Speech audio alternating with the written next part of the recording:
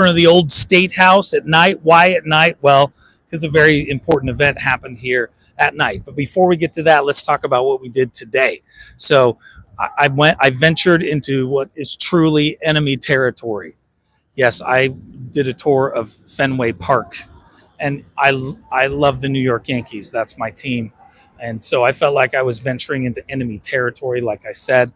But it was a very fascinating tour to see the history of the oldest ballpark in Major League Baseball. It goes all the way back to 1912. And so that was a lot of fun. And I got to see the locker that Derek Jeter used to always use on the road at Boston. So, there was that. And I got to see, Wade Boggs stuff. He won a World Series, not with Boston, with the Yankees. But anyway, it really was fascinating. Mike, who was our tour guide, did a great job of explaining the history of the ballpark. It was actually a lot of fun. After that, we did this really great tour of Beacon Hill and the Back Bay. Beacon Hill is kind of the ritziest neighborhood of Boston. It's very old, and it's got a lot of really neat architecture. They're very particular about how things are done there. They've got their very unique brick sidewalks, some very old homes, and all kinds of rules about what they can do with the buildings. The facades pretty much have to stay the same. You have to get permission from the Beacon Hill Society or whatever it's called in order to make changes. A lot of very beautiful pictures that we were able to take there. We had a great guide. Her name was what?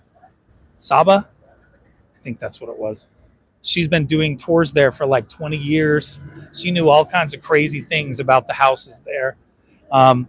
It was really interesting. Some very expensive, $15 million penthouses and that sort of thing in the Beacon Hill neighborhood. We had a lot of fun with that. The Back Bay was also neat. That was more of a French style architecture. Those were newer than the Beacon Hill homes. So we're talking like 1800s for the Back Bay. Does that sound right, dear? More, late early 1900s, that sort of thing. I could be totally wrong. But some great photos there. We saw a little bit of Boston Public Gardens. That was the first botanical garden. I don't know if it was in the world or in the United States, but one of them. Then we, did some shopping at Faneuil Hall, Quincy Market. Quincy is how they say it. That was fun. But right now we're standing in one of the most important historic sites ever. This is where many consider the revolution to have begun. This is where many consider the first blood of the revolution to have been shed, right here in front of the old State House. Everybody's familiar with Paul Revere's famous engraving of this that shows the British soldiers standing in a line, massacring innocent, helpless patriots. Not the way it happened. There's a mark on the ground over there. Can you see the mark there? The mark on the ground over there that shows exactly where this happened, except it's not. And they've moved it a few different times. But in reality, it probably happened right over here. If you pan right over there, basically where that crosswalk is, more or less, is a more accurate portrayal of where this all really happened. What happened? Well, 1768, we got to go 2 years before the events of 1770. In 1768, the Townshend Acts were passed. And this was an indirect tax in contrast to the Stamp Act, which was a direct tax. That was repealed. Then the Townshend Acts, an indirect tax. So things were taxed at the port, taxed at the customs house before it came to the purchaser.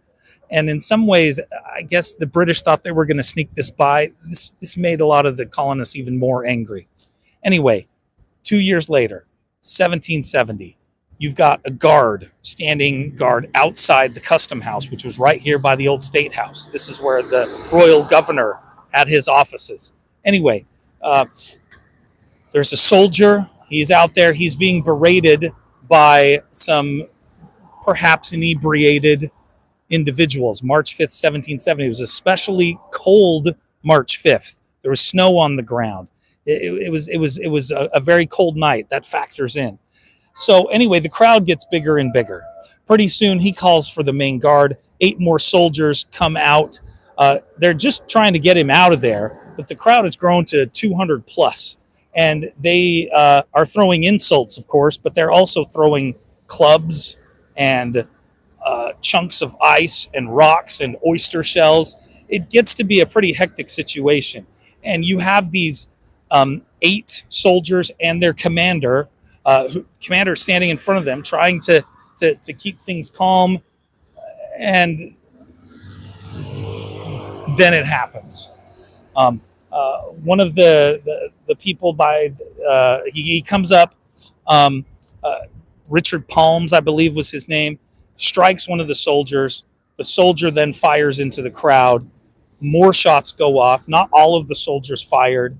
And anyway, when it's all said and done, 3 are killed initially, 2 more die later. So there are 5 that are killed in the Boston Massacre. Probably the most famous of these is Crispus Attucks, who's the first Black American to die in the cause of the Revolution.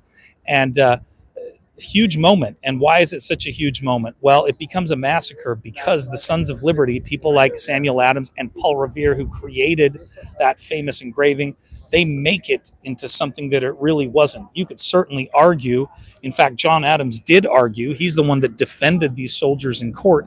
He believed they were not guilty. He believed that they had not murdered anybody.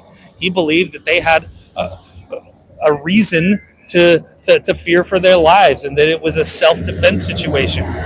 He wins the case, both for the commander, Thomas Preston, and for the 8 enlisted men. Only 2 of them were convicted of a lesser charge of manslaughter. Their only punishment was getting an M branded on their thumbs. That's it. So the jury, again, a jury of Massachusetts men, found them not guilty. So really, they had reason perhaps to do what they did, but Samuel Adams of the Sons of Liberty, Paul Revere, they want to turn this into something that will infuriate people across the colonies, and it works. You call it the Boston Massacre. You have that engraving, and that's what is what people think of across the colonies when they see it, because they see that picture and they feel like the British are just indiscriminately shooting at people. That all happened right here on what used to be called King Street and is now called State Street. It's the site of the Boston Massacre.